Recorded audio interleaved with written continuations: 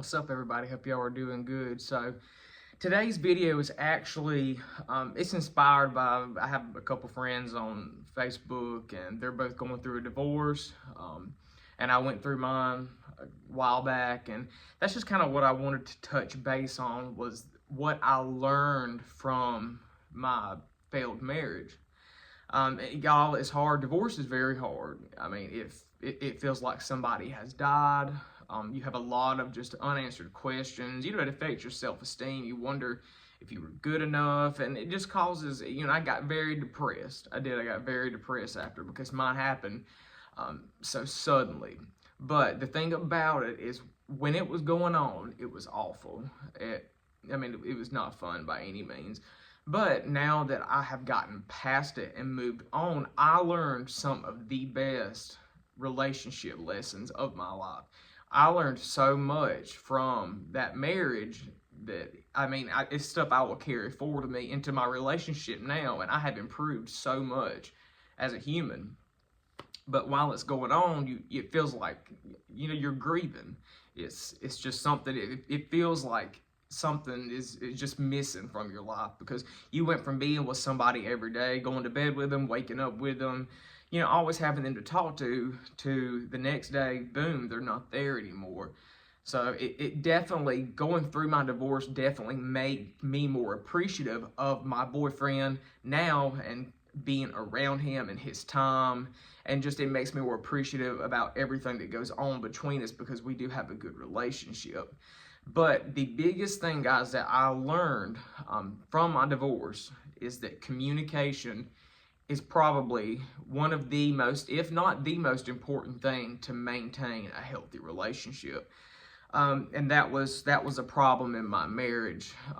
It was a two-way thing. I didn't want to communicate certain things with him because I didn't want to upset him. I didn't. If I thought if I had an issue going on, I didn't want to bring it up to him, because I was wondering if it would maybe cause us to argue or somebody get mad, and I felt like I was being annoying if I brought something up, and I didn't want to be that type of person. I didn't want to annoy him. So unfortunately, I kept stuff to myself that should have been brought forth and worked on, and stuff that I should have said to him that I didn't, and that's my fault.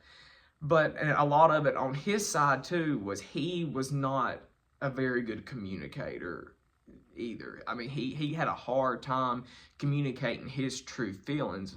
He was very much a people pleaser, and this is something he's even admitted. We've discussed things since we split, but he was very much a people pleaser, and like me, he did not want to bring stuff to my attention that I was doing, things I was saying that was bothering him, because he didn't want to upset me. He didn't want to cause any problems. And ultimately, that was the number one thing, y'all, that led to the demise of my marriage, because it just got to a point he had held so much in that he became so unhappy. And it's just like one day he couldn't take it anymore, and he just up and left. And it was, it blindsided me. I was very much in shock, because it felt like it came out of nowhere. But in reality, it had been stewing inside of him for quite some time, and he just never told me. And, I look back on the marriage, and I feel like if he was able to communicate his feelings more with me, if I was able to communicate mine better, we could have really worked some stuff out. And, we probably, I don't know if we would have been all right. I don't know. I feel like things happen for a reason, and maybe this was meant to be. But I feel like we could have worked through a lot of stuff. But at the same time, I'm glad that the marriage ended, because it took a lot of stress off of me, and it took some stress off him. So it definitely, it was wonderful while it lasted. It was a great 3 years. But I look at my life now, and I'm so much better of a person because of that. And I don't want to take that back. Like, I'm glad of who I am now and what I became. But in another thing, y'all, I learned from my marriage, and this one kind of hit me the other day, was, so I have this mindset when I was younger, especially, that couples who argue a lot don't work out. I don't know why. I just always had that mindset, because my parents never really argued. And so I wasn't never used to that. I didn't think that was kind of appropriate. But I look back on me and my ex-husband's relationship, and y'all, we never argued. I mean, we did not. We had some little moments here and there. Yes, in the 3 years we had, some falling out or whatever, but arguing was not a consistent part of our daily lives, of our marriage in general. We just didn't really find us doing that to each other. But just because you don't argue and you get along good does not guarantee that a relationship will work out.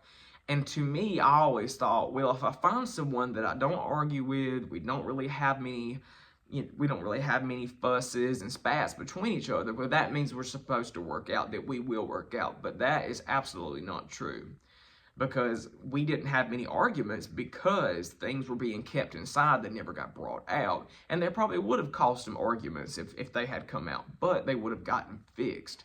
And so now, in the relationship I'm in now, I make sure to be more vocal with how I feel. And my boyfriend, he's working on being more vocal too, because I don't want the same thing to happen to me and him that happened with my ex-husband.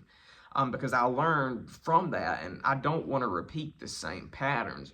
And there was good things, y'all, in our marriage. One thing that I learned from that marriage that is a good thing, that is more positive, is it is important to build a friendship with who you are with. When you have a good bond and a good friendship with the person you're dating, it really takes it to a whole nother level. Yes, they are your lover. Yes, you be intimate, but that is not everything. When you have a friendship on a certain level with your soulmate, I mean, that's one of the most fulfilling things you can have. And I learned that after me and my ex-husband split and I started dating again. I made sure that I found someone and somebody that I just absolutely not only got along with, but someone we shared the same common interest. We just had a bond like this. Because me and my ex-husband, yes, we got along, but we didn't have many interests that were similar. I did my stuff, he did his. He didn't understand a lot of the things that I liked. I didn't understand a lot of things he liked. And he even said after the split, he wanted to be with someone where they could do the same stuff and share the same interests. So, I made sure that this time I found someone who was also a good friend and a lover. Because one thing that I have learned too is that there's people that are incompatible, that they try to force themselves to stay together even though it's not working. Yes, relationships, they take hard work, but at the same time, it shouldn't be such hard work that it feels like it's mentally and physically draining you down to nothing. Because I've been in a few of those relationships, especially when I was younger, and we were forcing something that just wasn't meant to be. And when you're with the right person, it definitely will just work out on its own. Yes, you hit bumps in the road, you have to talk about stuff, you will have arguments, but overall it will always work itself out, and you will end up come out on the other end a lot stronger. And unfortunately in my marriage that did not happen. We happened to, we kind of just grew apart there in the end, and we didn't really try to fix it. And I just don't think on his end the commitment was not there that I think is needed for a lifelong partnership. Because me, myself, I've always been a very committed person. I've always been very loyal. Whoever I'm with, I have intentions of being with him for the rest of my life. I'm just built like that. I'm built to be married. I love being married, and I can't wait to do it again. But you have to have a level of commitment to where in the back of your mind and in your heart that you will do your best.